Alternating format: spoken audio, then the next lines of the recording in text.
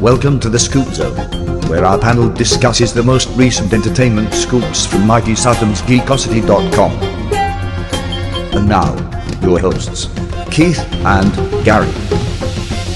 Hey guys, welcome to another episode of Pop Culture Minefield, the Scoop Zone, with our panel of co-hosts, which include my partner in crime, Keith Moncrief. He's one of those people, I can't see him, I'm old now. Oh, there he is. And of course, the lovely Arwen. I'm assuming she's lovely because other people say it. I don't know. I can't see her. I'm blind. I'm old. 24/7 Fusion, who I hear is cool. But again, I'm blind. I don't know how cool he really is. And then there's that guy, Sil Abdul, who he's okay. You see me. The man! You're the hardest one to see because you're so far back from the camera. That makes sense. Welcome to the show. We're a bunch of friends talking about stuff with a bunch of love, passion, and knowledge about scoops, news, and shit like that deal with movies, TV, and comic books. And today we're going to go ahead and start delving into one of the scoops that was just recently confirmed, which is one of the scoops today, which is Heir to the Empire. Let me pop this up here real quick. Boom, boom, boom, boom, boom. There it is. Heir to the Empire, in development to be Disney Plus first Star Wars film. This article, of course, written by our good friend Kieran Bugg, as well as good friend Mikey Sutton, editor-in-chief and owner of Geekosity magazine.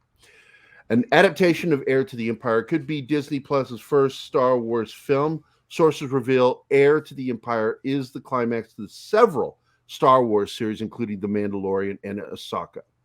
On December 25th, 2020, I scooped, and of course, we do have that scoop right here. We'll show it to you. The Mandalorian leading a Star Wars Heir to the Empire story arc. This is back in December of 2020. So let's get into this, guys. What are we looking at here, Sil? You know more about this than we do. So it's a pretty big deal for people that still watch Star Wars, right? Those who weren't paying attention to Disney Star Wars, this probably went over their head. But I mean, Mandalorian, Boba Fett, Ahsoka. I'm sure they're not doing the Cara Dune thing, but Obi-Wan. Everything's leading to Heir of the Empire, right? Admiral Thrawn. All these things. You saw the Luke Skywalker and Grogu. Everything is, all signs are pointing to this. Mikey put the story out, like you said, 2 years ago, and then other scoopers are kind of starting to pick up traction on this. I don't understand this, Sil, because Kathleen Kennedy said that they don't have any source material to scoop up from. I have story treatments of 7, 8, and 9 and a bunch of other movies, and obviously we have hundreds of books and comics and everything you could possibly imagine.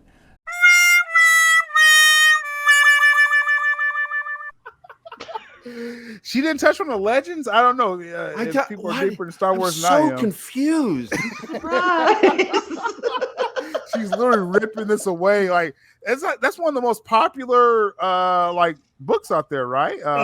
Actually, Heir to the Empire is, for many people, it was the next best thing to going to the movies. The way that entire trilogy was written, there's a sequence in there where Han and Leia have been captured, and the Millennium Falcon has been stored in one of these Imperial bases, right? And it turns out that Luke had also been captured and placed in the same base. Well, he breaks out, not knowing that. No, I'm sorry. The Millennium Falcon was taken, and he breaks out, and he's making his way through with R2, and they find the Millennium Falcon. So he takes it, flies it through this entire hangar to search for a way out of that base. And the way that entire sequence is written, it's funny, it's exciting. It's something that I will be very, very surprised if Kathleen Kennedy and the story group somehow manage to make that even the least bit exciting, considering that they have next to no real talent. You don't trust Filoni? I don't trust people who thought that Geode was a good idea. No, that was rhetorical. I was just playing. Trigger Geode bit. Stop. Just Yeah, good stop. things. Stop. Good thing Fat Steven's not here. He'd be losing his mind. I'm just saying, as long as Kathleen Kennedy and the story group are still around, they are going to find a way of screwing up really one of the best Star Wars story. And for those of you out there who have not read any of the books, I got it sitting right here next read this book. Just read the first one. Just read the first one.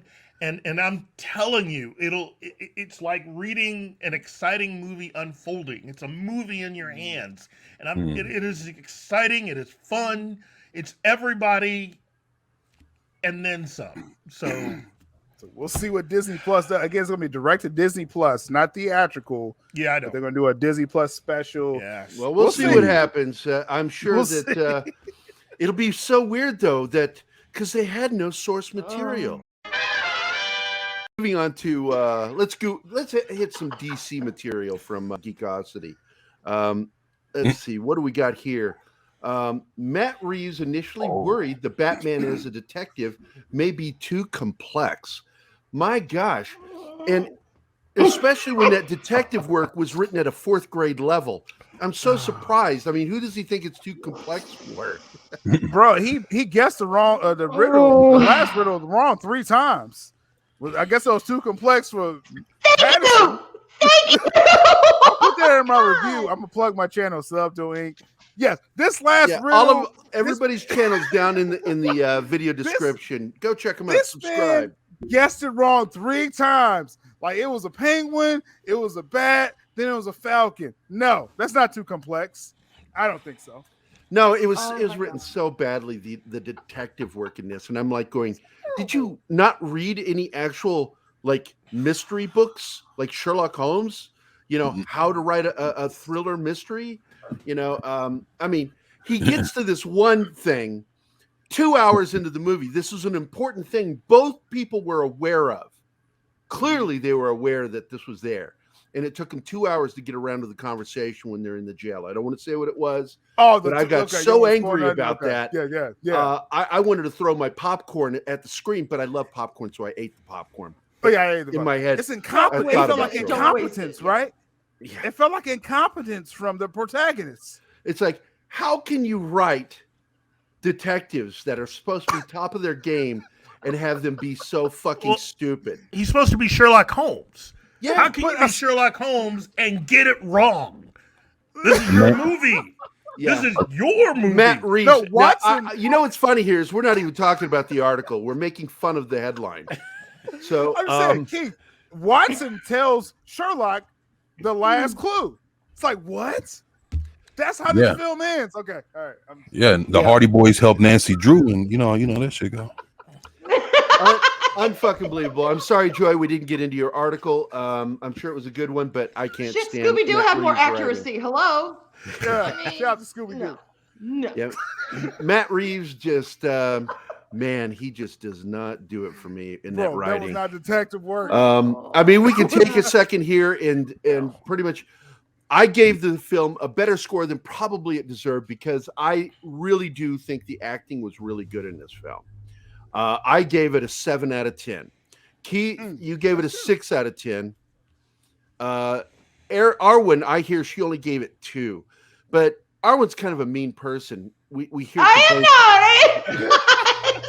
Y'all, it was just slow. Slow as molasses. And I'm sorry, but when a movie is slow and it's like I'm a half hour into it and I'm already wanting to do laundry. Or What it is she wasn't boxes. smart enough to not drink the first hour and a half. She drank. I should have done No, that. y'all, I sat through it twice. I sat through it twice, or at least that bit. I sat through it Twice? twice. Yeah, she I would sat never with watch us this twice. again. Yeah. I would never The watch first this time was movie. on my own. The second time was with Fat Steven, and 24. I even asked him, "Are you asleep?" Because he got really quiet for a really long time. And then Well, the with chat was Steven, you like, never know. He might be y'all asleep. asleep? Oh, Sorry. Hey, 24. What was your score? What score would you give it out of 10? Come on, Get ready. come on. We can take it. Oh man. We're all waiting with bated breath. He's timing you. I get that shit about a 5, maybe 4.5. Oh my God, that high? Really? I mean, it's there was a couple things. It's I don't know. I just look. There was a couple things that were cool, but then there were just so many other things that just weren't right, or that wasn't Batman. That is just this dude that doesn't really even fucking look like Batman. You know, Exactly. Passing's trash. No. yeah, it's like the costume looks fucked up. It's like it's like you got I don't know, is it a helmet or what the fuck? Like it's like Yeah, we finally got away what from the is that? armor with Ben Affleck. And the And it's like- BDSM dog collar thing that he But had it on absorbs for a the bomb, cowl. Gary. Uh-uh. Somehow it absorbs like a rocket launcher. and then It's and then the skin collar too. looked like a pop collar, like he, you Keith know, is trying to say something. What are you trying to say, Keith? yeah, he looked like he has like a you know, hey, I'm cool. If you you're know? gonna if you're gonna Hey. train to be a Okay. ninja, how come you always got to be noisy? Yeah, I mean, ninjas are meant to be, well, I don't know, silent. Yeah, he ain't You stealthy can't- at all. you Yeah, can't- You can't understand which direction they're coming from. Every All right. single person that has ever played Batman understood that. This guy's going down the hallway going, Clompity clomp Hey, clomp. wait, you got heavy, Okay, heavy Sil, boots. Sil, your turn. What's your score? I give it a 5, and picking up on Keith is saying he had one move. I said on my review, he's mashing the A button for you Xbox and the PlayStation. I think it's X button. He pushes one button, he punches, it goes into a combo, and he throws them. That's all he did. That's a whole combat for Yeah. Patterson. yeah, get Well, I got to shot. tell you that now we say that, and you look back to the 1989 film, and there was no real fucking fight scene in that film, and we How? still love that no, movie. hold on. When he fought that motherfucker with them 2 swords, that was Yeah, I got to give him All that. he did was this. Hey, This, and kick. I'm gonna That's go right, through that's that right. part. I can't remember. He did And your then- they typical hit him one time in the taekwondo chest, move: and the block, dude was block, like, punch, always or block, kicked. block, kick. kicked. Look, I am still going to say this. This film gets a 7 for me for 2 things. One, chop that shit up. outstanding performances, really good acting, and that is the only thing that was good in this film was the acting. Yeah. Then comes the fact that there were some outstanding action scenes. I also like the cinematography in the film. I thought the DP did his job. For that, it was between, and I said it when I did my live review, that I give it between a 6 and a 7 as a score, depending on which part I'm talking about. As far as writing goes, it would definitely be around a 3. Writing was terrible. Now Colin Farrell was great, right? I thought the prosthetics was too much at Fuck, first, it was hard to even see him. but he was great by the Oswald's character time. is the best character in that film. Who? The Penguin. Penguin. Oh, I love Colin Farrell in this film. Yeah, You mean the Mr. Y'all don't know Spanish? I gotta tell you That was Spanish. fucking Alberto. hilarious. Alberto. That is some of the best fucking dialogue in the film. Alberto. Well, He's making fun of how stupid Batman and Gordon and are. Gordon are. I And it's should like, have seen this with Arwen. Next time Pastor does a movie, Arwen, we'll watch it. I mean, It that- may never Taco happen. Bell? It may never happen, Arwen. you know, Gary had one other point, though, that I really enjoyed, which is what? the fact that he's supposed to be the Penguin, and he's the only one during the rain stuff that isn't carrying an doesn't umbrella. have an umbrella. It's raining constantly. His goons have umbrellas. He's standing there with no umbrella. The fucking Penguin. This is how stupid Matt Reeves is. Remember, I got that collar. He's catching all the water in Well, that collar. Well, the other thing is, Bruce Wayne literally looks like he's just Batman 24/7. There is no Bruce Wayne in this movie. The only thing I'm surprised he didn't end up doing was in those scenes where he goes to the funeral, he's walking like he's still wearing the costume. He's Batman in the And funeral. it was like, I'm surprised he didn't walk up to somebody and go, "What are you doing here? What are you doing here?" He's brooding. You're It's standing in front of the car. It's like, you're Batman. You're literally Batman. It's What like, they needed hey, to throw in there was a line from the Michael Keaton movie. He goes, "I want you to tell your friends about me." Okay, isn't Bruce Wayne supposed to be a playboy? Who else got the impression that Catwoman's cleavage was the first ever seen in his life? I know, right? That first scene they had He didn't together, like the it very down at first all. time, and it's like He's they like a play it like, woman. "Oh, we're in love." You ain't Bruce Unbelievable. Wayne. Dude, you're Unfucking can't just smash one believable. time. Hey, Bruce Wayne, you got Andrew smash Dice one Clay. time. boobs. Hey. Oh my God, boobs. And, All right, moving on to our next one, because we spend too much time. We have too much fun shitting on stuff, so we got to move on. And of course, what we're going to talk here about is, I don't know why it does that. I really dislike that about Mikey's site, the drop downs. Anna Taylor-Joy in talks for Harley Quinn in the Batman franchise, The Batman. Mm-hmm. And this is by Edwin Francisco and Mikey Sutton. Anna Taylor-Joy is apparently in talks to be the new Harley Quinn for Matt Reeves' The Batman franchise. That's It's the been wrong way to say reported Supergirl. that they've begun discussions. The Batman has just ignited theaters, although Warner Brothers doesn't know the weekend box office numbers yet. We do know as of yesterday, it was internationally, globally, it was $253 million. that's solid, yeah. That's a solid weekend. 123 million in the United States. Actually, 130. That's 20. Gary. That's It's been updated. 27 million less than what was originally projected, because they projected 150 million. So I got to tell you, I'm not happy that we might get stuck with Hamada and Toby Emmerich on any future Batman. won't. No. movies. Yeah. this ain't gonna We save will you. on that front. But the fact is, look, if it does well, it does well. I'm not going to Schadenfreude the film. Yeah. I'm I will happy for it. Schadenfreude Matt Reeves for writing a shitty script. That's about it. But in Trash. other words, the Batman is a hit. Specifically, the studio expects the Batman to grab between 100 and 125 million on opening weekend, which it's already done. It did. Yeah, Yep. it did. However, will the film have legs? We will see in the coming days. And our prediction was that if Marvel had done that thing where they released the director's cut of Spider-Man No Way Home, that it would have killed. It would have murdered it. But it doesn't look like they're going to do it. I've not I don't heard think one so. thing. It's going straight to digital, it sounds like. Well, and it still has yet to open in China. They'll get like a good amount from China. Now, I don't know if she would make a good Harley Quinn. I know she's a good actress. She really She is. looks good as a redhead. I would have said, Poison Ivy, but Poison Ivy would have been Batgirl. better for her. Yeah, especially with those Batgirl. eyes. Harley's my girl. Harley's my girl, y'all. I don't know Yeah, what it is. Harley's She's great. my spirit animal, and I don't see it right now. I don't see this. I don't If either. I don't We're- see it, then I don't see it. Yeah. The Yeah, proof she'll- is going to be in the pudding for me. I mean, if you look at her, she looks more like Harley Quinn from the animated series. Or a bad Like, girl. if you look at her in her face, she looks like more of a cartoonish version of like Harley Quinn. Like if I could see her, like you look at that picture, man. Yeah, man, I could see him fucking doing that shit. You put her in the fucking pigtails, and it's a wrap, man. I could don't see know. her. She's as a good Supergirl. actress, so. She would make a very good Supergirl. I I think agree she with She's a that. little wall-eyed, I think. I for agree. She could Supergirl. play anything, to be quite honest. I think she could pull off anything. What about I hope Sasha? I hope she does a good job. But I Except just, Well, I wish him luck. I wish him luck. Oh shit!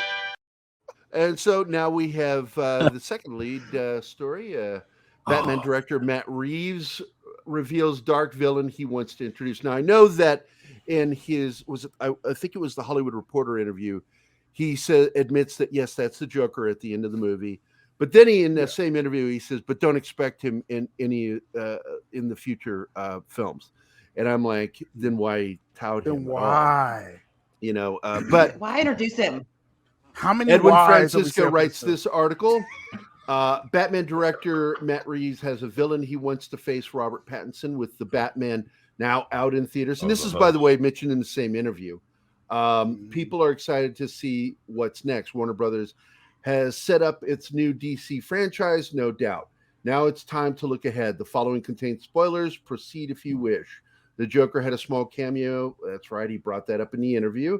But certainly the Batman has numerous villains, that we've seen on the silver screen. In fact, some of them appeared on multiple occasions already. For instance, these include the Riddler, Two-Face, Bane, and Catwoman. Moreover, we've seen several versions of the Joker already. Therefore, why not focus on a character that we haven't seen in theaters? Yeah, like Professor Pig. Oh, I would love that. Actually, that'd be like a series idea, though. How about Mr. Scarface? Ooh, or Zaz. I would have loved Mr. In this movie, it should have been Mr. Zaz. You know what? No Riddler. He's saying it's going to be Hush. They had Zaz already. They should have had him in this film. I mean, but we already saw him. And the funny thing to me is the Riddler was a B character. We'll fight Saturday. He was not even a primary character. He was one that was a throwaway. And if it weren't for the 1966 series, nobody would even know who the fuck he is. That series brought the Riddler forward with Frank Gorshin. And he became a star character, and Frank Gorshin became a star because of that series. Well, Batgirl had only been introduced in 1961. And she was around for like 3 years before the character disappeared and was reintroduced on the Batman television series and then reintroduced in the comics as Barbara Gordon, which is different from the original Batgirl, who was Betty Kane, Kathy Kane's niece. Right. Basically Batwoman. Right. Yeah. Now, I want to point out that if nobody else caught the Easter egg, it is in the film. When he pulls out the IDs, you see two different names mentioned, and one of those names mentioned was Edward Elliot, which is a reference to Hush. He should have did Hush in this film. Well, that or Mrs. Aston. That absolutely is my response to this. He should have been Hush and not the Riddler. Yeah, yes. That makes more sense with this story. Yeah, this wasn't Riddler. Yeah, this wasn't Riddler. All he's wanting to do is revisit the same fucking story and character. Is really all it is. He's going to literally redo this again if he gets a chance. I'll say that question mark. If he gets a chance. If he gets a chance. He's going to get a series. This next the There's no film is not question. guaranteed. This show, the film did well enough already to greenlight a TV series. But unless they have something that's going to dethrone them, I predict they're going to get really close to the 1 billion mark. Even if they only make 800 million off this film, it's enough to guarantee a sequel, at least one sequel. I don't think it's going to make that much money, but it should do well. I think this film. I think this film will make money, but I don't think it's going to make no $900 million. Well, like the quotes that came out at the time of this recording, right yesterday, Matt Reeves said he's doing a series that's picking up on the end. I want to give away the whole film, right? But how Gotham ends up at the end, he's doing a series to talk about that. Kind of like James Gunn getting his Peacemaker after the Suicide Wait a minute. Squad. You talked about this on another show? You have another show? Go to Subdoing. But it's like he's picking up his story after a film for a series, just like James Gunn. Right. So we'll see, right? But hey, Reeves, he's going to get another theatrical film, but his story's continuing series. Okay, well, if he's doing a series, then maybe the Joker's going to be in the series. Maybe that's what he means by not going to be in one of my films, because maybe he's got other plans for him in the series. Tricky words, yeah. You know, I mean, I don't care either way because it sucks so bad. But I'm just saying that maybe I don't know why, but what he's doing. I'm feeling that Arwen has hit the Meg moment here, where we all need to say, "Shut up, Meg."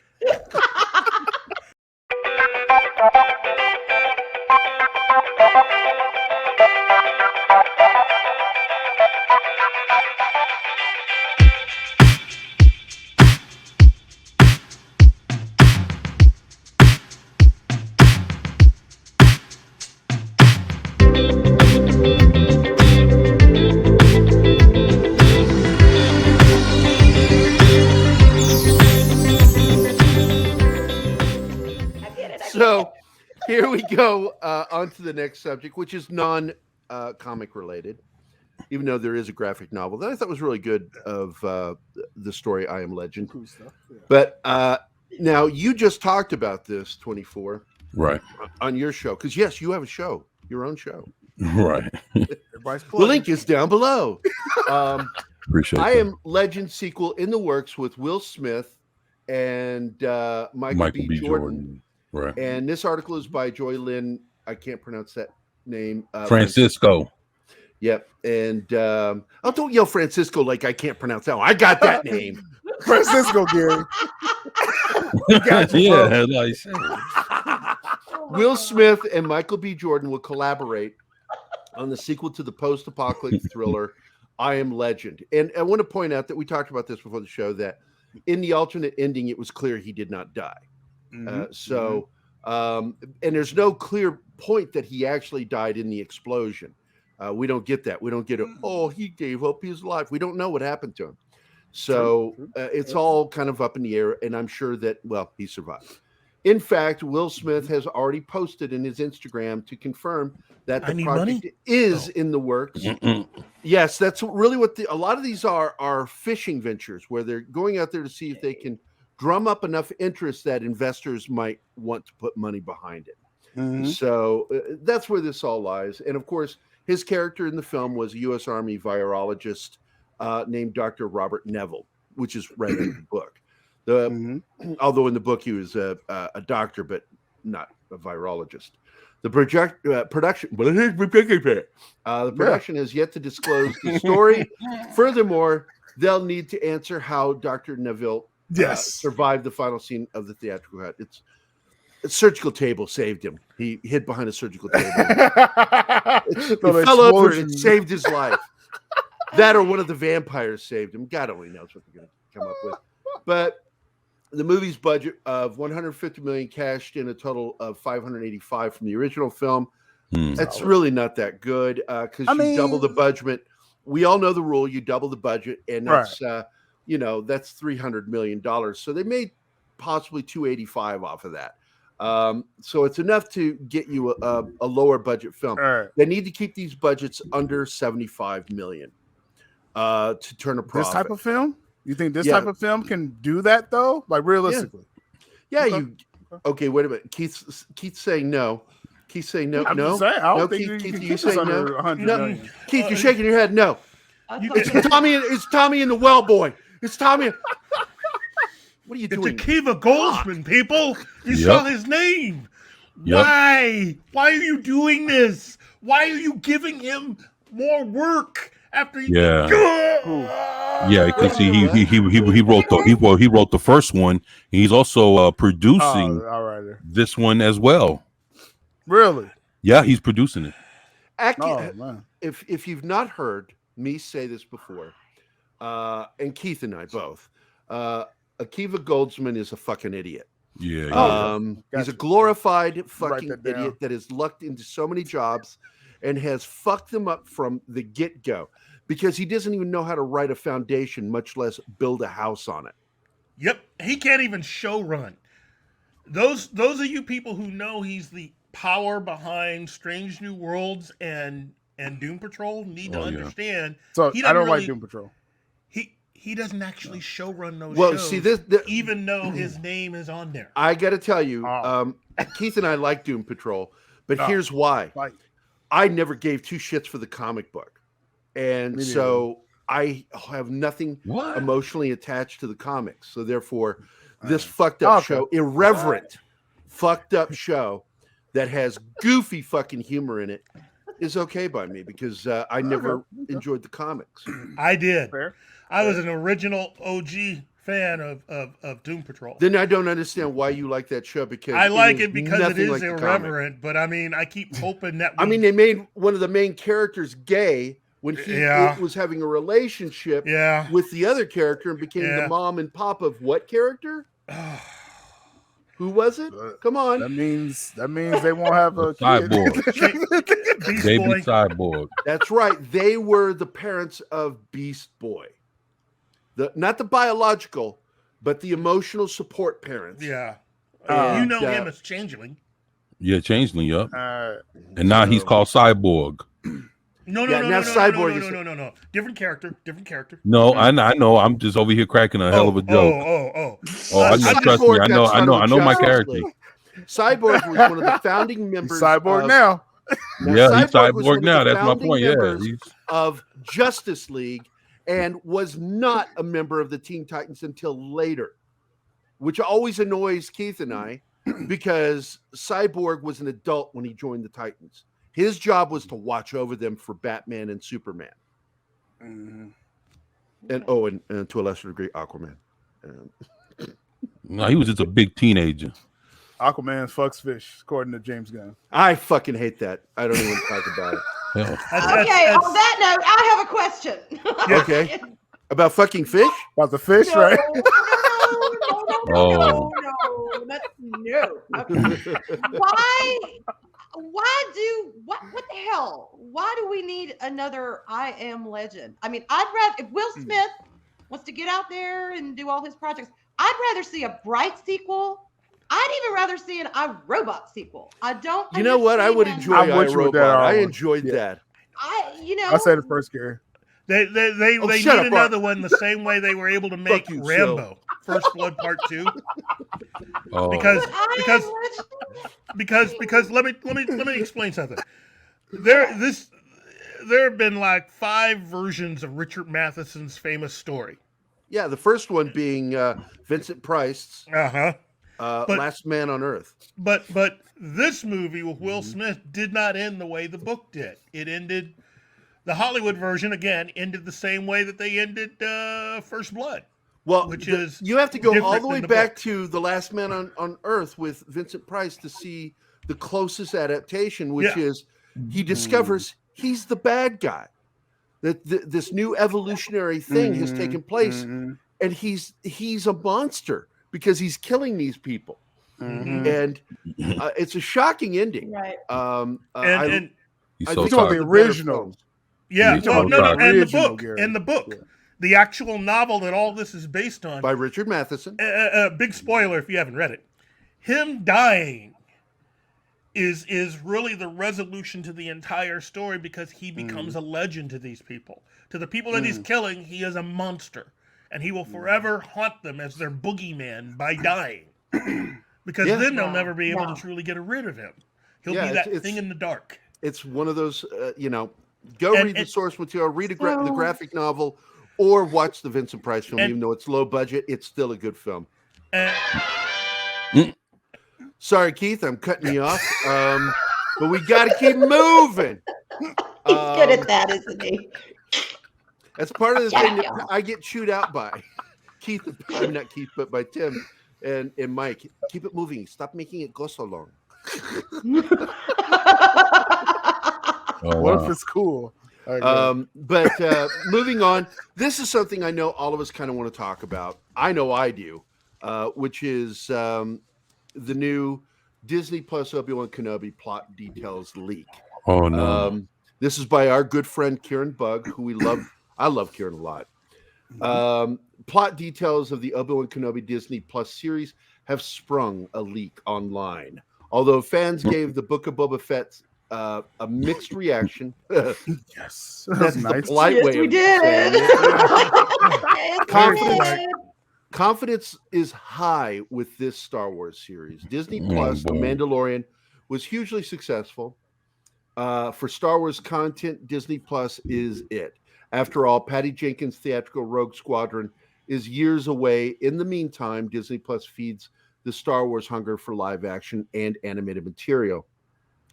And Ewan McGregor's Obi-Wan Kenobi has been the most anticipated Star Wars project. After all, there's a nostalgia involved, specifically 90s nostalgia.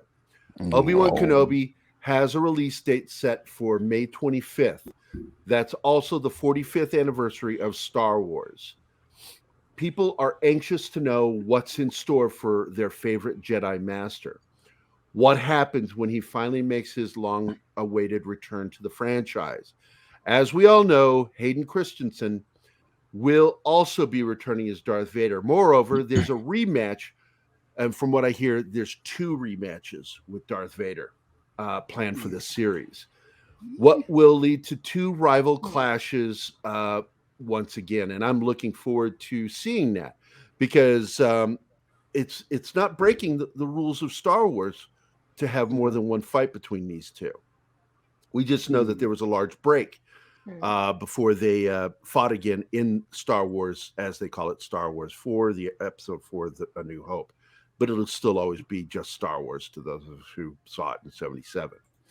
Many have predicted that the show will solely revolve around Vader and his Inquisitors hunting down Obi-Wan Kenobi. But now Obi-Wan Kenobi's plot details have leaked to the world. Specifically, they suggest that a young Jedi named Nari will track Obi-Wan Kenobi down. Thus, he leaves his self-imposed exile. Shit. Apparently, Nari receives a message that Obi-Wan Kenobi sent to all surviving Jedi following Order 66 after the Revenge of the Sith. Thus, he went searching for him to rebuild the Jedi Order. But unbeknownst to him, Obi-Wan Kenobi is on a mission of his own. However, that's now in serious jeopardy because of Nari's presence. Obi-Wan presidents. What the fuck? What did I say? So that's going to be the. I've so got that's basically that's like the hidden apprentice. Yeah. So Obi-Wan Kenobi's goal is to hide the young Luke Skywalker from Vader. Nonetheless, we know that Vader doesn't find out about Skywalker's existence until the events of the original trilogy. Therefore, how will Obi-Wan Kenobi keep Vader off his son's scent? That's gross saying that, son's scent. I smell my son. Yeah. I can smell my boy. That's just gross. I'm sorry. I'm serious, Kieran. Why'd you say that? It's the way you enunciate it. It just sounds awful. I'm sorry. Even spelled out, I'm looking at his scent. Ew. Anyway, after sensing Obi-Wan Kenobi's presence is a good word there. That's good. Due to Nari's recklessness, the third sister and fifth brother will interrogate the people of Tatooine. So I don't want to get into it, but I do like the idea that Joel Edgerton will be returning as Uncle Owen. So Nari, I'm guessing, is going to be a man. Yeah, the key to supposed to be an idiot. The key to everything. No. It'll be a male because of recklessness. Because he's dumb and reckless. Yeah. I will argue that they did make the girl, Boba Fett's little sister, in the Bad Batch. She's a bit of a bumbling idiot. So basically, like Chris Helmsworth in Ghostbusters 2016. Chris Helmsworth. Oh, he was the ultimate male. Yeah. We don't talk about that film. 24. Come on, you know better. That's like Fight Club. He was the idiot, right? Like that. That sounds about right. Chris Helmsworth 2016 Ghostbusters.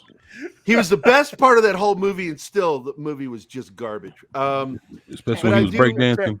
I do want to say that I stopped watching before. They had to figure out, because the problem they had, the Obi-Wan problem, was the original series that they wanted to make was too much like The Mandalorian, and in that he was protecting Luke.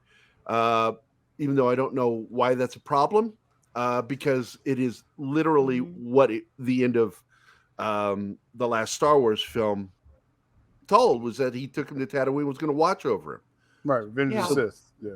But I guess they found a new thing by creating this Nari character, and I'm assuming, it's probably going to be a bumbling young novice Jedi. Well, I'm gonna say, with this production, I'm really big on production. Jar Jar Binks of Star Wars. So he's gonna be like Jar Jar Binks.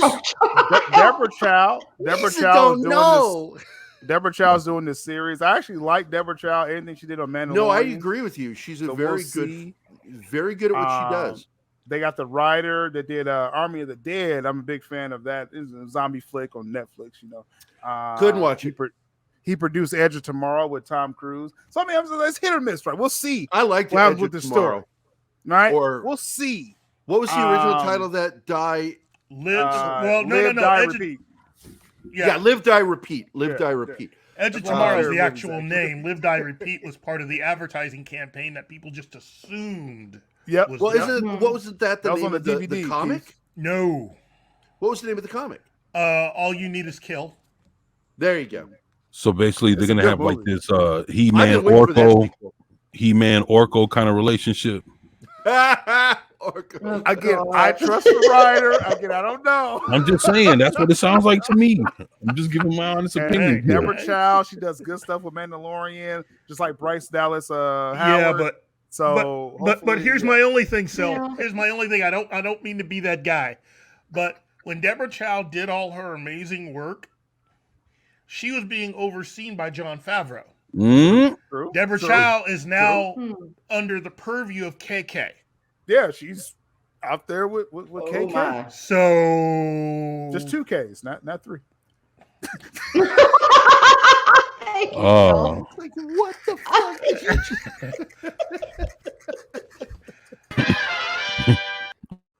All right, so we move to this.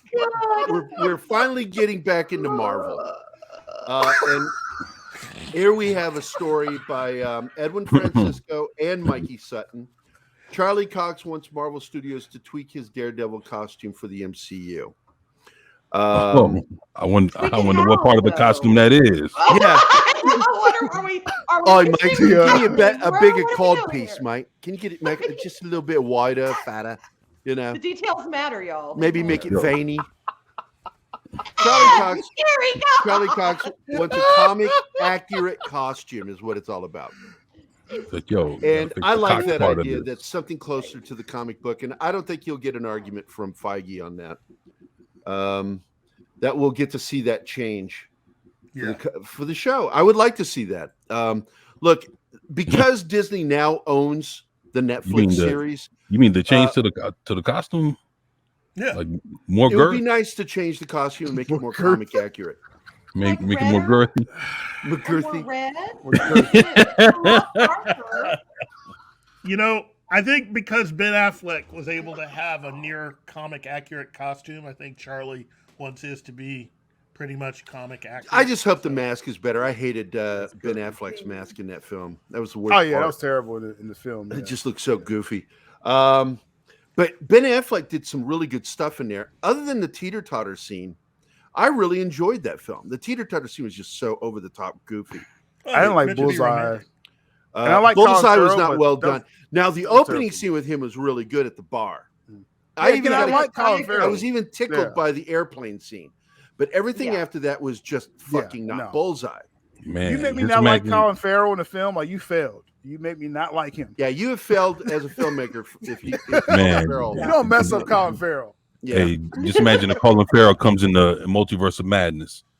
I'm just saying, you don't mess up like Although the Minority Fright Report. He Night was remake- great. in that. that What you He think, was You Keith? can't mess up Colin Farrell. Batman did good with that too. Just saying. Colin Farrell in the Multiverse of Madness would be excellent. He'd be freaking cool. Yep, Mm. with a deck of He's cards. Colin Hell yeah. Farrell. Yeah, I got to tell you, one of the things I'm absolutely 100% looking forward to is the Punisher and Daredevil, because you know as well as I do, because I said it to you too many times behind the scenes when we're talking, how much I love both those shows, even though I felt Netflix's management of it failed in that the Punisher isn't fighting organized crime like he was supposed to be. Mm. Supposed to. On the One of Punisher my show, you mean Gary, right? The Punisher. You didn't like the no, Punisher that's what I was saying. The series. Punisher was supposed to be fighting organized crime, So season and 2 they had him with fighting a Daredevil. religious organization. Right, and right, I'm right. like, That was weird. this is your Yeah. alt-right, attack wagon thing that they call. Sounds like constantly Peacemaker. do. Yeah, Peacemaker. Let's not get started on that because I don't want to upset 24 Yup. again. And then I could see Punisher with them swords looking like that dude off of Batman Right? with those horns and shit. You got the horse. Yup. Part of the hand. Oh God. Exactly. But I am Let's looking go forward there. to this. I'm hoping that it is a more comic accurate Punisher and Daredevil. Yeah. Because they are some of my, because Mike Barron, and we're friends with Mike Barron, really did change the Punisher for the Shout better. out to Mike And Barron. that's the Punisher we want, is Right. Mike Barron's version of the Punisher. Get him on my channel. Shout out to Mike Barron. Well, I'm friends with him. I can always introduce you. I just throwing it in there. Shameless plug. I know. All right, so more of the Netflix stuff is Marvel's Netflix shows land on Disney Plus, which I mentioned previously, is now that Disney just said, fuck it, we're going to buy it. They bought it from Netflix. So now they own that. That is now part of the MCU. Boss move. So everybody's coming. But I still don't think they're going to bring this guy. Whack Finn ass. Jones. Whack ass. Finn Just- Jones. He just was not very good. He was It not doesn't good work. in the character. Whack ass is not coming back. Yeah. Oh, but look at that. Look at that. This is a great fight scene right here. Great fight scene. My only defense of Finn Jones is if somebody offers you a paycheck for a job, you take it. True. Whether or not you perfect is not up to you because you're going for a job. I mean, if you're You a show working up, right? actor, yeah, I have no Show up shade and for get the working unemployment, actor. Keith, right? As long as you show I up. agree with Look, that. he got hired.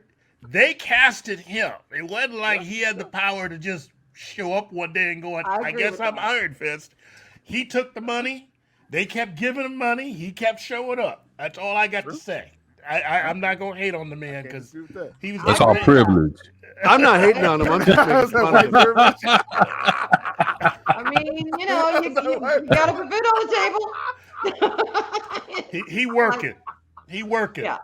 For me, Yeah, I agree with one that. of the things There's that no I'm shade. happy about is that Mike Coulter come back as Luke Cage because he was It's brilliant. possible. It's possible. I'm He looks hoping the so part. because Man. I thought he was good. It's clear that what's her name is coming back. Kristen Ritter, yeah. Yeah, because she's Jessica already Jones posting about it on is back. Instagram. Yeah, she's back. But I've not heard anything because I know he's got a hit series right now on Fox. Evil. Fucking great series. I love that show. Yeah, he's going to get hired by DC They ain't to pay that, to be another hero for them. So The Black Steel. So Lightning. that Shaq- is two things Shaq right Steel. there in the way of him coming back as Luke Cage. I hope they find a way because he was brilliant as He Luke. was so I good. You really can't Yeah, look he was. more of like Luke Cage than him. Like literally, if you pick someone else, you better make sure you look like him or better Mhm. as Luke Cage, Mhm. right? So I mean, we'll see. I agree. seriously, he's one of those guys that as soon as he came on the screen, as soon as he appeared on the screen, I mean, you know. What? Yeah, we all heard you say came on the screen. Oh, Game was silly, bro. damn. Sorry, Arwen. Sorry about All that. I'm thinking about is Gary's fucking glazed donut Hey, comment now. I don't want to go out of the way and quote Keith, but did he come It's all hard? connected. Did he come hard, Keith? Because you said that before that he came hard. Did he come hard? Well, you know. This is why this show is not for kids. It's not like he's going to be the lead actor in Black Hawk. Gotcha. You Gotcha. fucker. I almost took a twig when you said that. I do not feel like choking on camera. You Don't son edit of a that bitch. out. Always talking about black cocks. This is an unfiltered version of the show, just as is. Lead a key. So here we go. Anson Mount, as we know, is on Star Trek. Got his own series coming soon. So he'll be coming on a screen soon. And Good. I like him as an actor. He really is good. I fear for him in it with Star Trek because I do not like the way that they're writing his number one and Spock. I really don't like it. He's still the only person in all of New Trek that's actually People believable want as a to Star see. Trek character. I mean, Yeah. he actually acts like he's in a Star Trek show, and he gives it the right amount of gravitas and work. I mean, he's the only one that's like, hey, I've showed up to work on Star Trek. Everybody else is acting in something I'm doing my different. job. I'm playing Pike. I'm playing him Pike. just like Jeffrey Hunter played him. And he does. He plays it a lot like Jeffrey Hunter. Always He's- calm. Not complacent, but calm. Yeah. A man in charge. Don't get angry. So, because it's Yeah. never good to drive angry. You know that. We saw that in Groundhog Day. So Anson Mount returns as Black Bolt variant in Doctor Strange 2. This article by Edwin Francisco. It looks like an Inhuman is joining Doctor Strange 2. And of course, they bring up Inhuman because it was a series that failed. Mhm. It was, I couldn't even tolerate the trailer, so I never watched it. So, Fellas being nice. Uh-oh. Yeah, so Anson Mount will return in his role as Marvel's Black Bolt. One of the few characters with the name Black in the front of the name that is actually a white dude. Talk about, white privilege. Where's the woke police about this? Where's the woke police on that one? I know. Oh, Is shit. this a fire we got to put out here? My What's up God. with this? Answer. You keep collecting that paycheck, player. You keep. Now, the last time we saw Black Bolt was in the failed Marvel show Inhumans. The show was a spin-off from the popular Agents of S.H.I.E.L.D., which I enjoyed the show, which did feature the Inhumans and their history and how they gained their powers using Terrigenesis. And a number of Inhumans did show up in Agents of S.H.I.E.L.D. And I want to point out again, because you and I talked about this, Keith, before, that we already saw the use of the multiverse with Agents of S.H.I.E.L.D. in the show. Yep. And so I think it's odd that nobody's talking about that. And but anyway, Inhumans focused on the royal family, which is led by Black Bolt. The show only lasted one season with 8 episodes. After that, we didn't know if we would see any of the royal family again. Anson Mount is an incredible actor, to say the least. He was the lead star and the producer of Hell on Wheels, one of my favorite modern Western series, which lasted 5 years on AMC. Currently, he's the definitive version of young Captain Christopher Pike in the current Star Trek series. Anson Mount is in Star Trek Discovery, Star Trek Short Treks, and the new series Star Trek Strange New Worlds. From Akiva Goldsman. Oh, my God. Oh, wow. That's all trash. I wonder why they're so bad. Marvel Studios has shown that they are merging the worlds and in their way through introducing the multiverse. Because of this, the Inhumans do exist in the MCU's multiverse. They're not ignoring Marvel's TV history. Now, there's no question that a number of cameos will be in Doctor Strange in the Multiverse of Madness. Rumors abound with so many ideas with who's who and who will be on the screen. A report from Screen Geek has said that Anson Mount is confirmed to return as Black Bolt. It's also said that Black Bolt in Doctor Strange sequel is a variant, which means he is not the same character as the one that we saw in the TV series, or didn't see because I didn't watch it. I do want to point out that the whole thing that they keep talking about, variants, they play so loose with that. It's like, Yes, they do. It's like, the different Peter Parkers in the Spider-Man No Way Home movie, those are variants. But then they'll do variants correctly where it's the same actor, because that's how it would actually be in a multiverse. It would be the same person unless you have gone back so many generations that you can alter the genetic makeup of future people. You can fudge with that a little bit.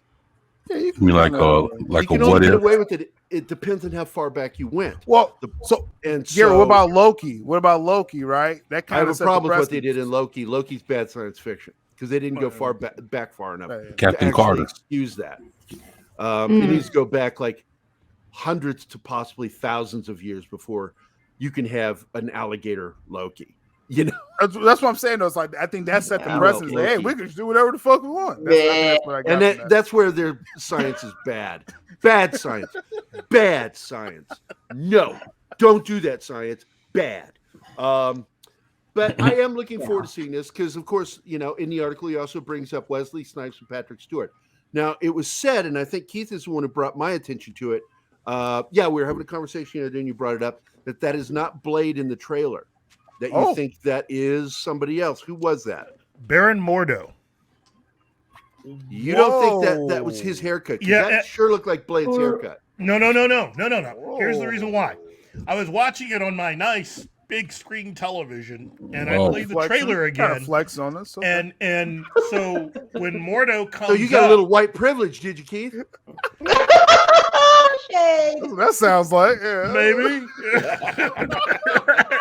Anyway, my team bigger than yours. Go ahead, Keith. Anyway, I was watching the trailer again for Multiverse of Madness, and Mordo comes up, right? Well, when you watch the scene that you had the still from, Gary, that scene when it plays out, you see the figure walk, and he has the same outline as Mordo with the hair, and he's also got a sword. Yeah, he's got a sword in his back. So I saw that. So you don't think it's him? You think it's Mordo? I think it's Mordo. Interesting. That kind of breaks my heart a little bit. But Me too. We'll find out in 2 months. I can't wait. You know what? I can't wait. Yeah. I need some Multiverse of Madness now. Yep. I need some. So, John Barenthal's new Punisher series on Disney Plus won't be tamed down. Now, this is a big shocker for all of us because Keith and I predicted early on that they were going to put all the R-rated stuff on Hulu. It was the smart move because Disney Plus was, starting out as a really a family channel. But the fact is when they fucked up and allowed the firing of Gina Carano and they lost tons of fucking subscribers. And I showed the graph on our last episode of how much it hurt them. They dropped drastically in their subscription. They realized they needed to do something to pick it up. And this is a very shrewd, smart move by going ahead and saying, we're going to put an age filter on Disney Plus and we're going to have R-rated shows on here. I think it's brilliant. I think it's very brilliant. smart. I mean, internationally, right? Like we're saying this from the States, right, Gary and the panel, but Canada, UK, and the rest of the world is like, yeah, we already got this. Yeah, we've already got that. Because they got, what is it called? What is that network called? Star Plus. Star Plus. That was it. Yeah. So they have Star Plus, which already has R-rated material on it. And but it's like, fuck it, we're going to go ahead and do it here in the States too. Smart move. And I think this is going to give them a huge boost when the first ones are about to appear within a month of the first ones appearing. And with the purchase of the Netflix series is going to definitely give them a boost because that's going to boost subs, right? And I'm sure Gary will probably agree with me. Like, it's probably a week away. You get those old Netflix shows on Disney Plus now in the States. Like, people are going to sub to Disney Plus just to watch that. I look forward to the next report that comes out, which they do it every quarter, right? To see what their subs go to. And I'm going to bet that they're going to get up there. Look, we all know that Netflix has the #1 subscription list in the world. They are the king of subscriptions for streaming. Number 2 is Amazon, as I recall. Yeah, and they're a little funny with their numbers, but and Hulu is really oddly, and I think that's why Disney was smart in acquiring it, because Hulu actually already has its own subscription. So by separating and putting some of the stuff on there is smart, and keeping the rest of it for Disney is even smarter.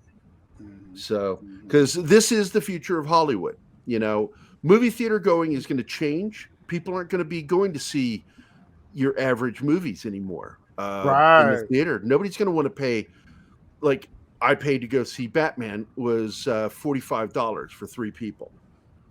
We'll see. Well, Gary, you think like it's going to be that mid-level being taken out, right? Is Batman that high-level blockbuster? That's going to eliminate. Well, it's going to be blockbusters or high-end films with you got to be a blockbuster lot of star power or a low budget. We're not going to see art house films doing the theater run unless it's an art house theater. When you see the major cineplexes and stuff like that, you're not going to see those kinds of movies there anymore. Right. They have completely altered over the last 2.5 years the movie-going audience and what they're willing to pay that kind of money to see. And you better make the movie worth their dollars for them to want to see it. Or because this is what's happening with AMC, we're seeing a change in the prices. AMC was charging different prices for tickets to go see the Batman. Yeah, they raised like $2 or $3. Yeah, and it's a huge. I mean, you have a family going to see that film. That's a lot of money. So we're seeing this variance happening all over the place with these theaters. So therefore, are we going to see a fluid ticket price for movies depending on who's in it and the budget of that film? And the odd thing for me is why the theaters are doing this, because movie theaters don't make any money off the film for the first few weeks to begin with. All of that money goes to the studios. Or I should say the studio and whoever is the one that's sending the film out because it's not always the studio that made the film that does that. Right, all the different financiers and Yeah. So, but either way it goes, the theater doesn't get to make any money off it until it's been there for a few weeks, depending on any deals struck by the studio and or creators. Like Lucas really destroyed and changed again cinema with the Star Wars prequel trilogy, because theaters didn't get to make a dime off of those. And that's why I always tell people, if you want to support your local movie theater, buy concessions, because that's what pays for them. That's where they get their money. They're employees, and they're keeping the doors open for us. All of this is evolving and changing, and I'm not sure where we're going to be a year from now. And I am curious of where it's going to end up and how movies are seen, because once these streaming services discovered these things, they learned, one, there is a rule, thanks to the Academy Award program, they have to do a limited release of a minimum of 10 theaters in order to have their film eligible to win an Oscar or be nominated. Netflix gonna start doing that. Okay. Well, Netflix is already doing it. Amazon doing it. They're all doing it now. And because they want those Oscars and or nominations. That's because like the nomination marketing. really does help marketing wise. And really, in the end, why I don't like and haven't liked the Oscars for 20 years is because when I learned that this is really nothing important, all it does is it helps increase a filmmaker, director, actors' pay budget. That's all it is. No. How much they get to make. Oscars is so white. That's what you're saying, Gary? All that white privilege, man. There you go, right? I love it. Hollywood loves to talk about white privilege. It's the whitest place on fucking earth. Oh my god, it That was is. the theme for the whole show. Holy That was shit. wonderful. Talk about the pot calling the kettle. Oh wait, white. Politically correct here. Social faux pas. So, but getting back to John Barenthal, how are we feeling about this? Because we've talked about the logistics of it. Let's get into our thoughts on Disney Plus with the potential of R-rated. Well, it's happening. It's happening for real. It's already R-rated shows. You know what? I don't This care. is I think it's fun. he was born to play Yeah. this part. I really can't see too many other people that can actually get away with playing the Punisher. Okay, and Yeah, do he was it. already playing the Punisher when he was on The Walking Dead. Yes, it was. Thank you. It wasn't I mean, it's much sort of of a like stretch. Ryan when he was in Blade, Blade Trinity. It was like he was already Wade Wilson when he played that character. He wasn't playing anybody but Wade Wilson in Blade, because he's Blade. Yeah. So And you gotta have. I mean, it's the Punisher. What are you gonna do? A G-rated version of the Punisher? yeah, what's it's he gonna bad do? enough the Stop Batman people was scores PG rated because Just I don't know. I wanted a more Punisher. R-rated version of the Batman. It's like if I'm going to watch something that you're going to put that stuff into and make it mature, then fucking let it be It's supposed to be mature. a serial Then killer, do right? it. It's supposed to be. Then do it. Yeah, they you're pulled right. their punches. Yeah. And they also wrote bad detective work, really bad detective work. I Oh, don't don't think get me he's ever started read a on detective work. detective novel in his life. But the Punisher, I predict, will hopefully go back to fighting organized crime. Because I want to see, and I've said this previously, I want to see how they create Jigsaw for this. That'd be interesting. That's what Mikey's been kind of saying to Jigsaw. They're gonna do an appropriate Jigsaw. And no For the swords. new Punisher? Stop laughing, 24. I know that's what you're laughing about is Punisher with What? swords.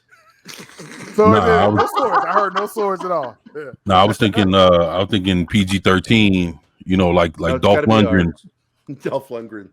No, they're going Dolph to like Lundgren's I gotta tell you Harry, something. right? I've never talked about that film on any show. I'm going to tell you right now. I actually, despite it being so hokey, I like Dolph Lundgren's portrayal. Yeah, I could tell. I knew. I felt that. Yeah, the black hair, right? Didn't he He dye had the his black hair. He was pale because he lives in a sewer. But that's how And looks, he yeah. went out of That's his way to. He would say, in interviews, I did not suntan. The studio wanted me suntanned. I said, didn't no, matter. he lives in a sewer. He had a skull, though. So he played the. I thought his portrayal of the Punisher was good. I and like that. Yeah.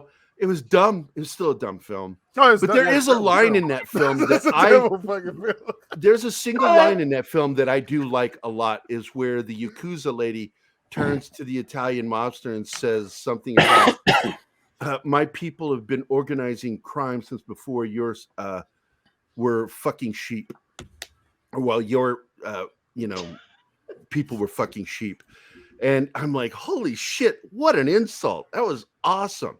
It was the only insult in the film I thought was good. But it was I don't know. It's still, I haven't watched it in 20-some years. I think it was the 90s the last time I watched it. I'm going to break it out and watch it because I do own it. I thought it was 1987, 88 when that movie came out. It was, but it was the 90s the last time I saw it. Oh, okay. Yeah, the first time I saw it, Patty and I were still, actually, Patty and I went to see it in the theater together. My ex-girlfriend and I saw it in the theater. I didn't see it until like hit like HBO or something. Or Cinemax. I think it was on Cinemax. Skinemax? Skinemax. Yeah. Gotta wait till a certain time, It's right before the skin. But I do have to ask, was that 24? Was that film rated PG-13? What was it rated? That was R. PG-13. Was it PG-13? That was PG-13 from the late 80s. I thought it was R2. I mean, shit. You gotta shit. Oh my God, just think about Google. Yep. Let's Google it. Gotta Google that shit. Yep. Somebody's hard at it. Oh, Arwen's typing. She's got those acrylic nails, man. Yeah. 1989. R. 1989. Yeah, Louis Gossett Jr. Oh, did you find it? Yeah, he's the top. R? Okay. R. Was it R? It was rated R because I snuck that from my parents. I had to. Oh, wait, I thought y'all found it. Hang on. Let's I have no clue. I don't remember. Before the skin came on. Okay, hang on. I found a thingamajiggy. Let's see. Ancestors is the word I was looking for. My ancestors were organizing crime while your ancestors are still fucking sheep. I'm like, that's a great fucking line. Doesn't say what, Arwen? It doesn't. I don't see it. But you know what? Alien Nation was around the same. It was also late 80s, and that was rated R. And that movie was lighter than The Punisher. So yeah, Punisher's rated R. I see it right now. Yeah, 1989 rated R. Okay. Yeah, hour and 29 minutes. Yeah. It was short. It got a terrible Rotten Tomato score. Let's see what else. Rotten Tomatoes wasn't even out then. They graded it. They came back and reviewed it. They went back and reviewed it. Yeah. They went back to review some shit 30 years ago. Some haters, bro. There's some haters, bro. I'm watch that again. I see Louis Gossett Jr. I'm gonna watch that. Yeah, Punisher. Live watch Slub to Wink on Twitter. But, yeah. She might as well watch the 1979 Doctor Strange movie while you at it. Yeah. I'm good. Wong was in it. People like Wong and shit. He was in that movie. Right. They push. Okay, Wong, I'm on IMDb right now, and I just double checked, and it was definitely R. Yeah. Here we go. So we were right here. A couple people. When you see the knife stick in him, it's pretty much rated R. Yeah, and that's not a lot of language, though. Although I wish the skull was there. He didn't have the skull. I know, right? Actually, he's got the skull on him, but he didn't wear a skull shirt. Their compromise was the knife. If you look at that picture that he has that they used in the movie poster, he's got a knife with a skull on it on the hilt. So I thought it was at least the Punisher back then. Yeah, we got to go AK and zero in on the knife. Yeah, I just don't see it here. That's lame though. Like, I learned that one from the comics. That is such an original. I mean, that is just boom. When you see that skull, it's like Yep. Right. Well, all right. And this leads, of course, to my having dinner with Dolph Lundgren. No, flex. Everybody's flexing on this, man. It was a holiday dinner at. Got no flexing to give, y'all. The producer of this show, Jim Woodward, one of my best friends growing up, still one of my best friends to this day. His sister was dating Dolph Lundgren, and she was an international model. And I was like, I get to have dinner with him. I'm like, oh, because I was a member of the family. And but I was immediately told upon arriving, don't talk to Dolph about any of his movies. Don't bring up He-Man, Gary. I know you want to. No, He-Man was dope. So I'm like, oh. So we're sitting there, and I'm watching what I'm saying, and then Dolph Lundgren brings up the fact that he was studying method acting, and then I broke the rule and I said, "Did you use method when you played Adam in Masters of the I thought Universe?" that was a dope film. Well, he wasn't Adam at all in that film. He was just He-Man. No, he played He-Man, but I said Adam instead of He-Man, right. And Jim kicked me under the table really hard. Oh my god, that movie was dope. Masters of the Universe. It was really funny as Dolph Lundgren laughed when I said it. He actually got the fact that I was fucking around. You got a sense of humor. That's good. He's got a great sense of humor. He's not fully. hey, man, he's got a great sense of humor, and out of everybody that acted in the 80s and did action films, I think he's the only one that's actually competed in the Olympics. And he tore I can't remember which aorta it was, but he ripped the aorta in Sylvester Stallone's chest when he punched him in Rocky IV. Did he really? Ouch. Yeah, because Stallone told him to hit him. And so he hit him. They was going for it. And he finished the scene, and then he's like, I don't feel too good. And he had to go to the hospital and have surgery. My insides are hurting. Yeah. Because he started getting lightheaded because he was having internal bleeding from God the aorta. Oh my god. So damn near we're taking steroids. Okay. That's how powerful that motherfucker is. Dolph Lundgren is an educated, very powerful dude. He's a physicist. Yeah. He has several. Mathematics. He has several doctorates, but one of them is in applied mathematics, and the other one is in physics. I don't know what the others are, but I know applied mathematics and physics. He's not fucking stupid. Far from it. Okay. So here we have. I need to share it. God damn it! I unshared the screen like an idiot. Boom. There we go. Man-Thing coming to Disney Plus. I've been waiting for a long time for a proper adaptation of Man-Thing, because even though I love Swamp Thing, I'm a bigger fan of Man-Thing because that was the comic I got into as a kid for weird fucking monsters. And I also liked the tendrils hanging off his face. I thought they were cooler than a human face. And I used to draw him as a kid. It was one of the first characters I think I ever really drew from comics was Man-Thing. And I'm almost positive that he was the first comic character I ever drew. Before I did the Teen Titans porn comic that my dad found hidden under my bed. Okay, I know nothing about this character. Is that thing like his nose or his lips? What the hell? The way Yes. the controls are. Sure. We have I'm asking too, Arwen. I'm with you on it's this. like, yo, I don't think he has a mouth. It's his nose. 24. Nah, that's where he pees out of. But the fact is he was a guardian of reality. And this has been brought up by a couple of friends of ours, and Keith and I have talked about it, that he guarded one of the doorways in the multiverse. And so therefore it makes sense that he's going to be coming through at some point. So he's a swamp creature that guards the swamps. He doesn't like humans infringing on the swamps. Very similar to Swamp Thing. Just like Swamp Thing. But as I recall, he doesn't talk, but he thinks. Because I remember him having thought bubbles. I don't know. With a girthy nose. So he doesn't Does talk. he choose the swamps because he is swampy, or is it just where he ended up? I think that's where he's from. And as I recall, and I'm not sure, my dad told me that he was based on a character from when he was a kid that was a World War II pilot who crashed in the swamps. And the swamp saved him. Okay, that's his origin. Kind of interesting. That was what my dad told me. I don't remember. That sounds just like Swamp Thing, but yeah, okay. It's cool. That's cool. That's cool. And I do know that a famous Marvel's comic gonna do book it better though. Marvel's gonna do it better. Well, I always loved there was a drawing by a famous comic book artist that had Swamp Thing giving a dirty look to his girlfriend because she was hugging and loving on Man-Thing.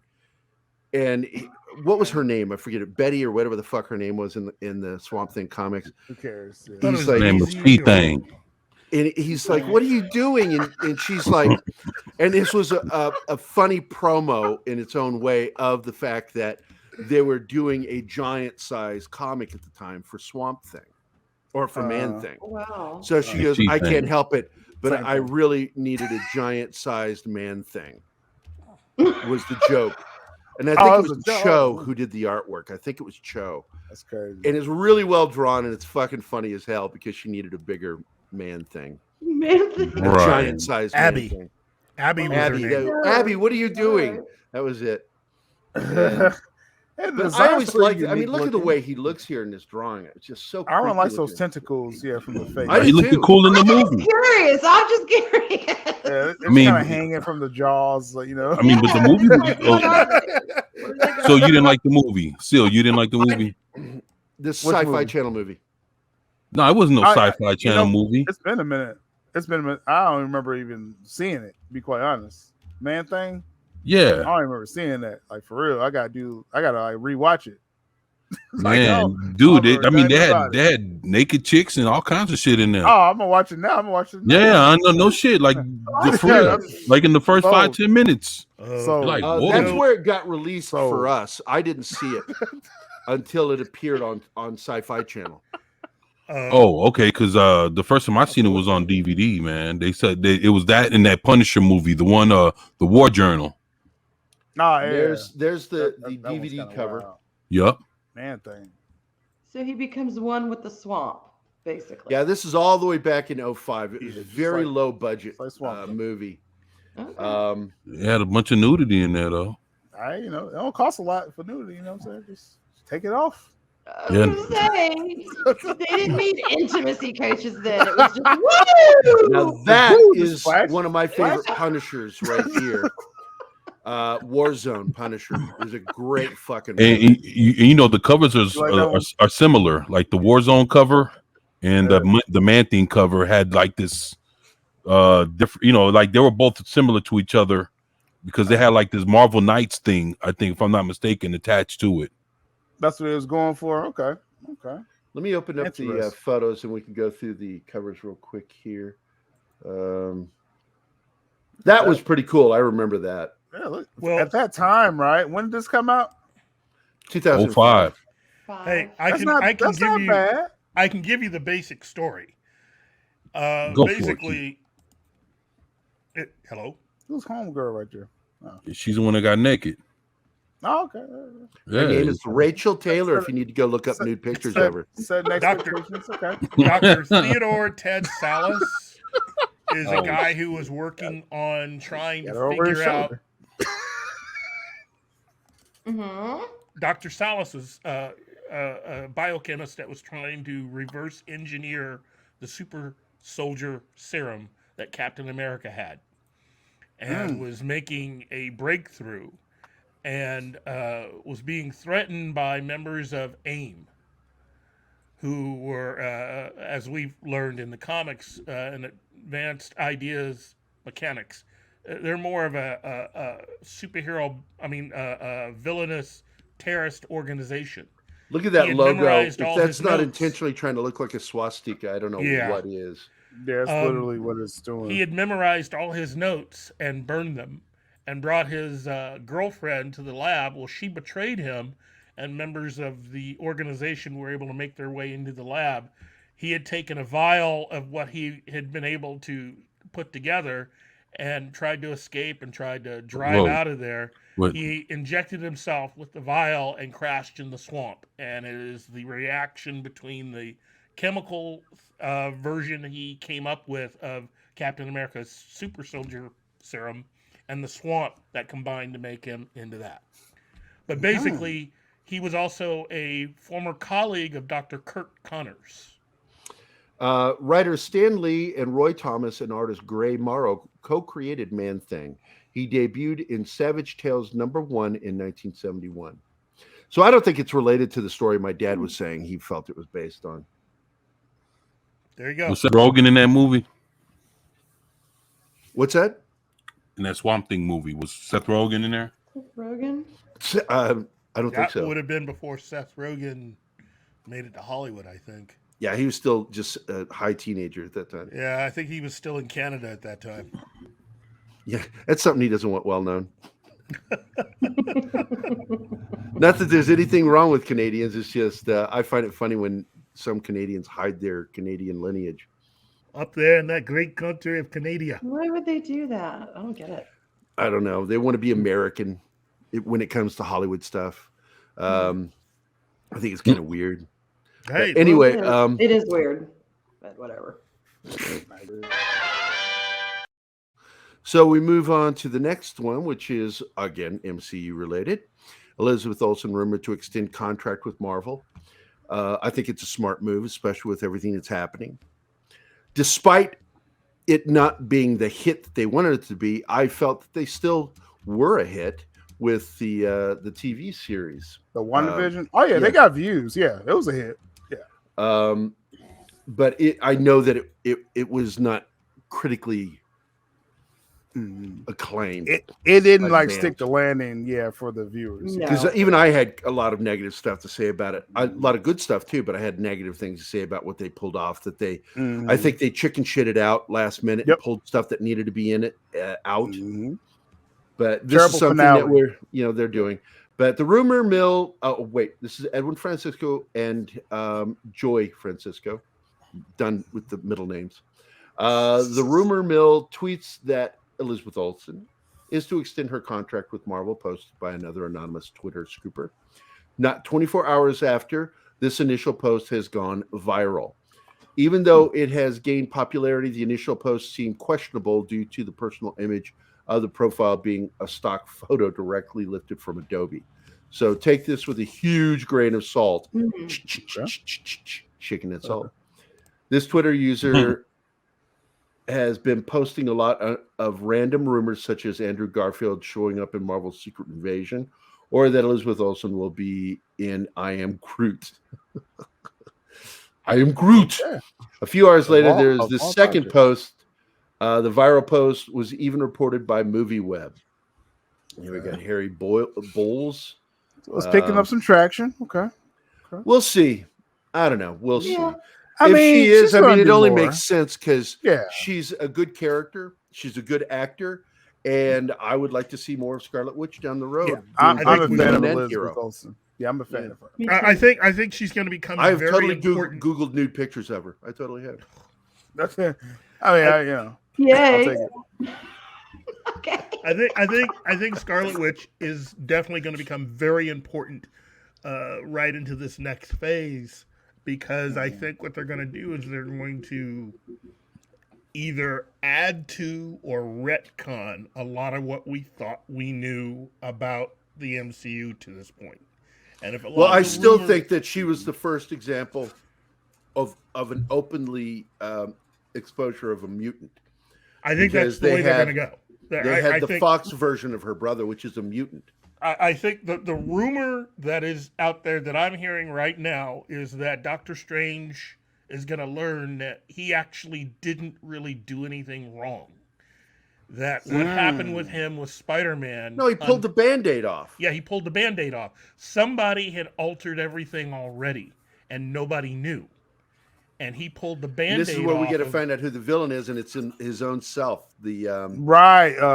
Well, Strange Supreme. Yeah. Yeah, but he'll be. Well, Strange Supreme still isn't the one. I mean, what I am hearing is that House of M has already happened, and we didn't know.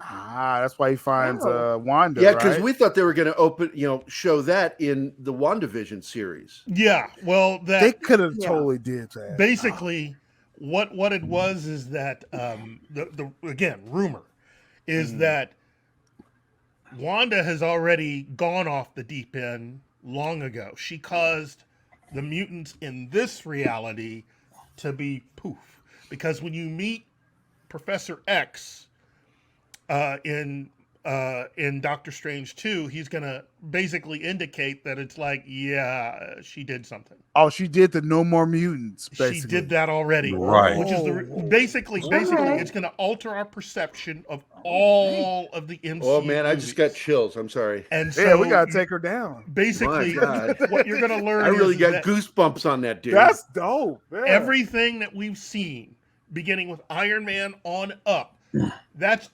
post what she did. Oh my! She'd God. already done it. She had already done it. Before the MCU And that- and began, bro. The whole miracle thing that would was work. really her attempt of altering reality not to have mutants.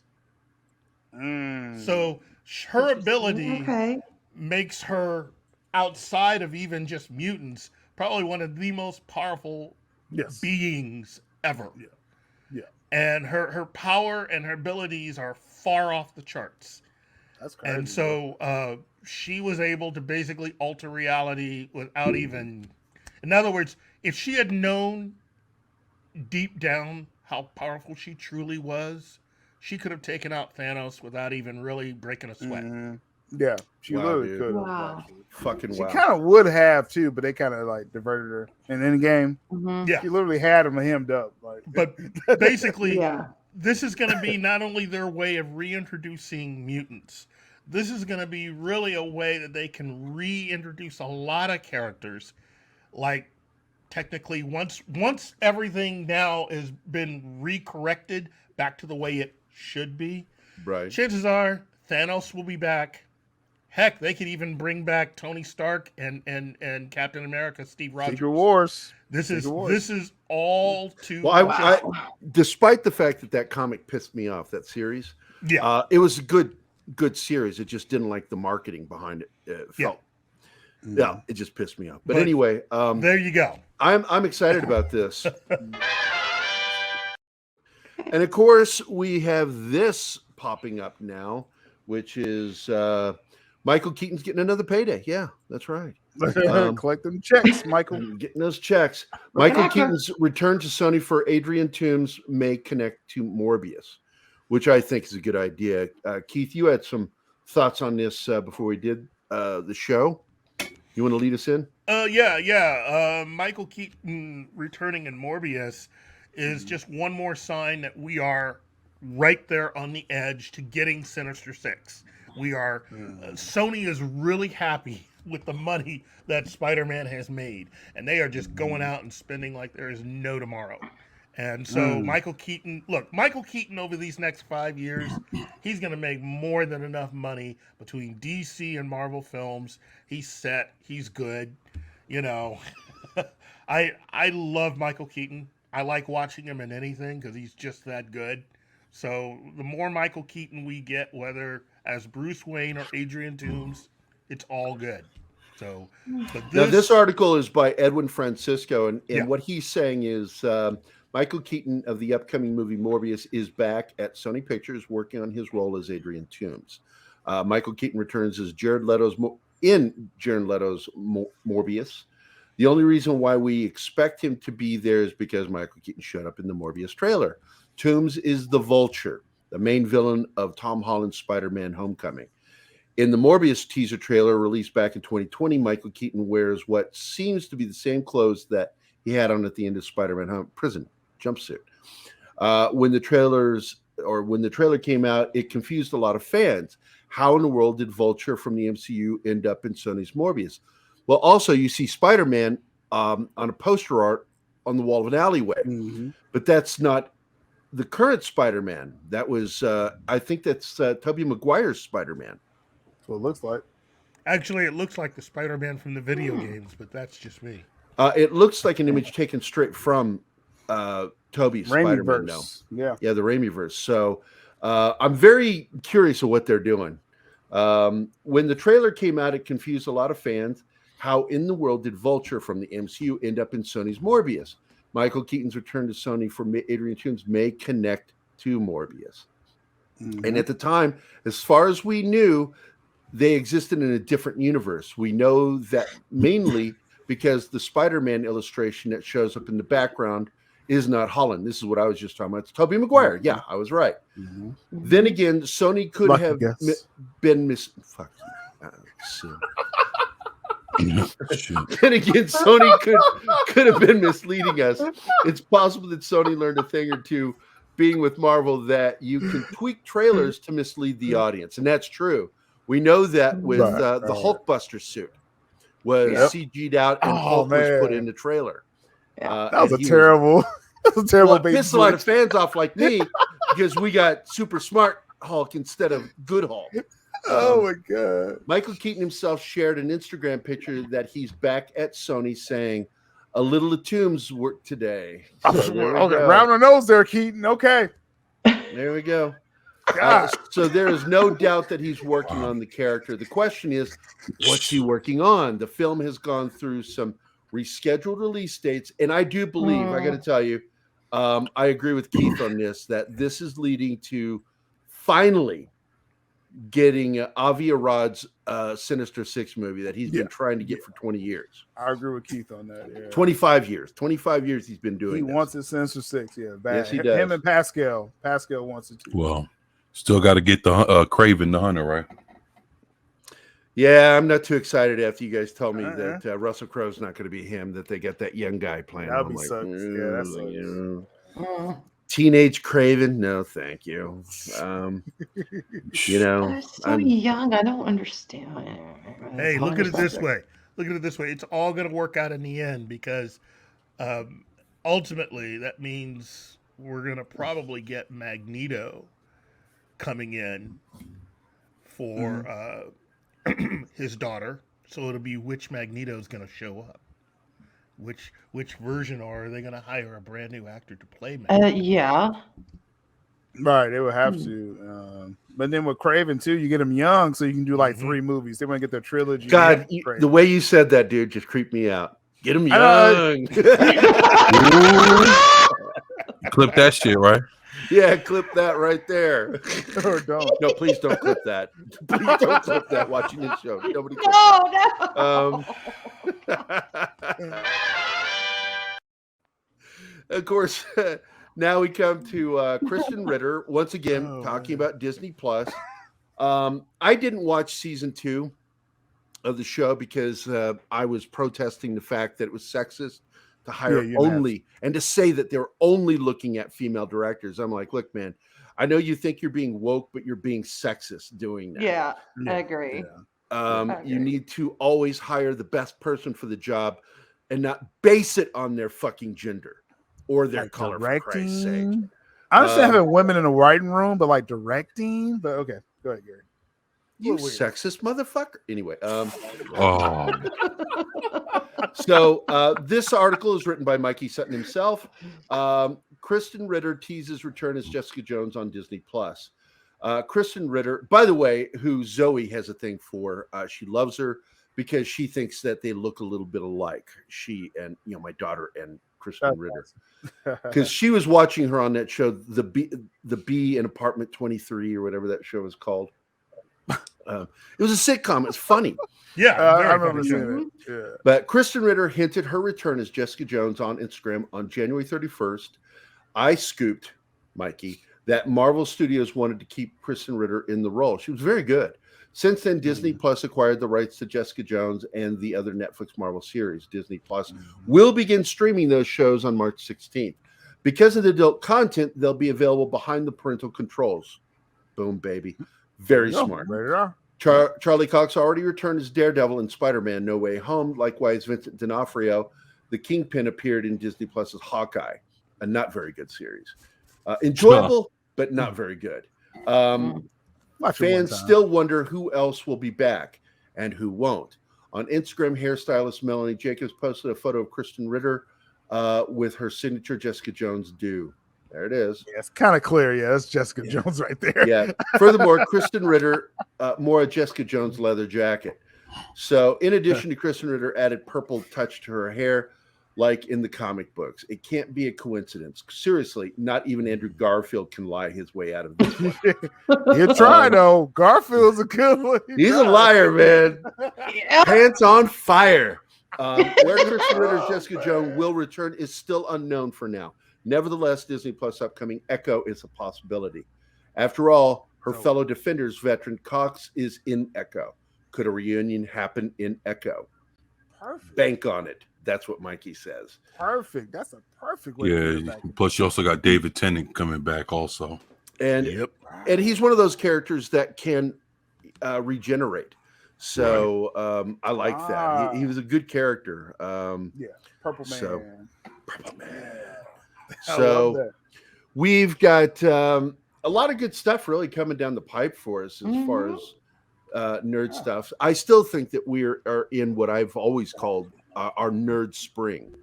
Where we've gotten more shit since 2007 for us nerds than we have ever seen in history for television and film.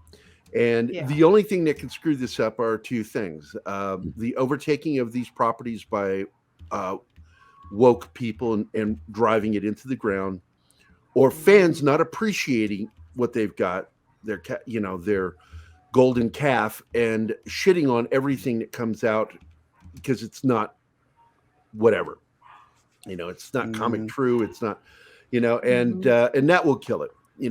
Basically ticket sales and viewing is what keeps these things happening. And I think a lot of that, have an audience. Gary, a lot of that is that we went through that lockdown and things are picking back up. I think this year you're gonna have so much like variety.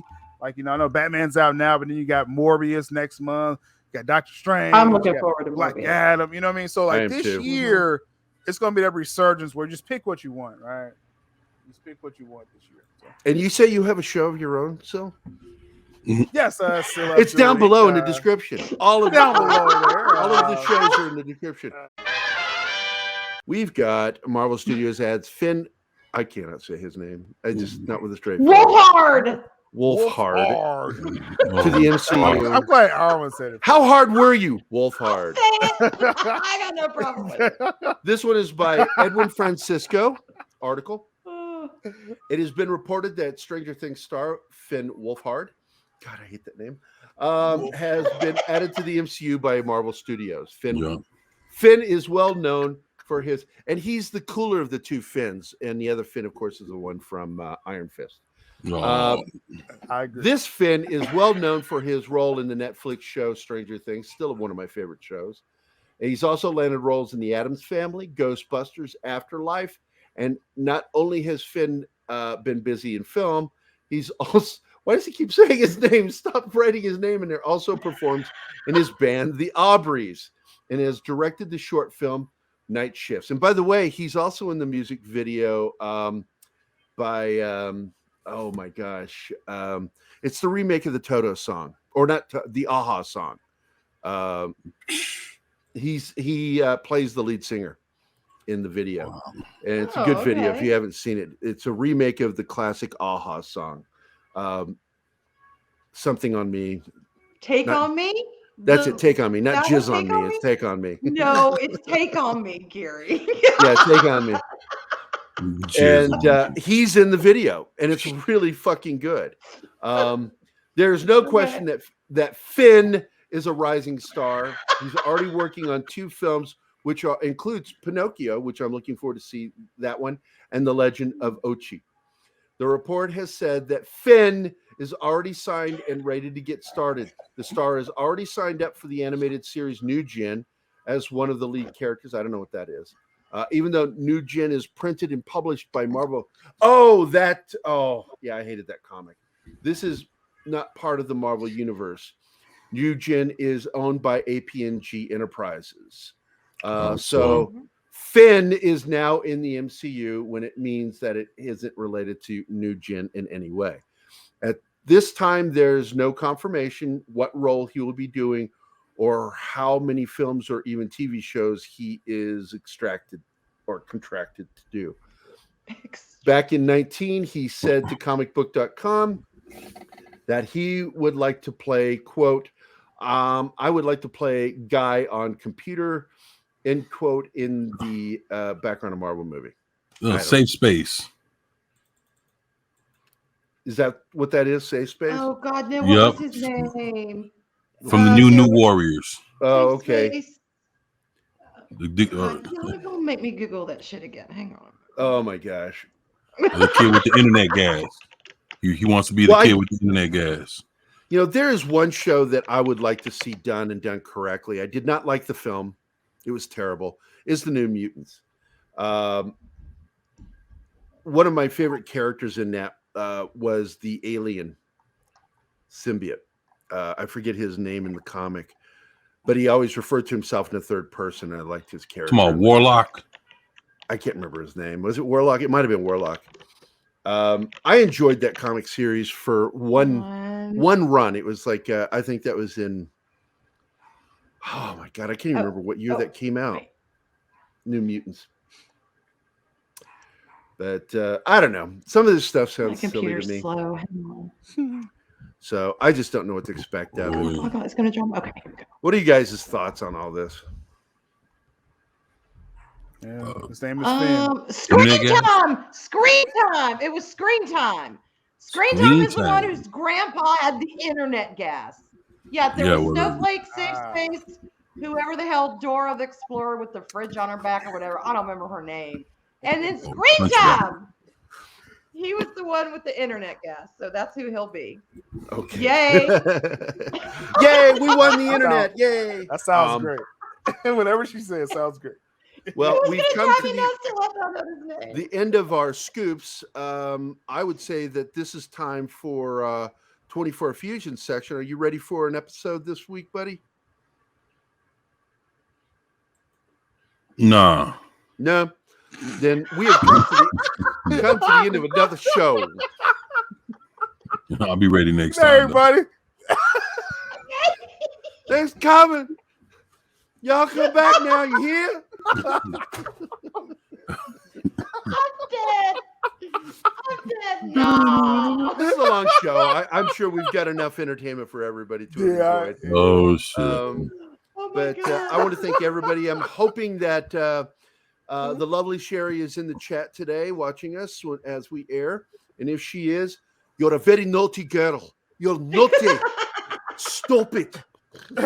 And that's a good thing, Sherry. Even Sil is like going, she really does get dirty. I was like, oh man, she gets down. Shout out to Sherry.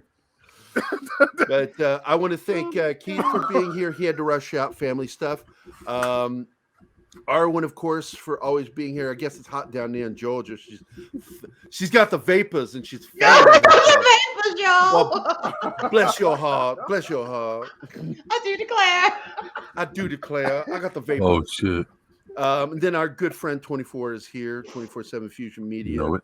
And of course, our fellow co-host of the show as well, Sil Abdul, who I just heard today. You're black? Is it true?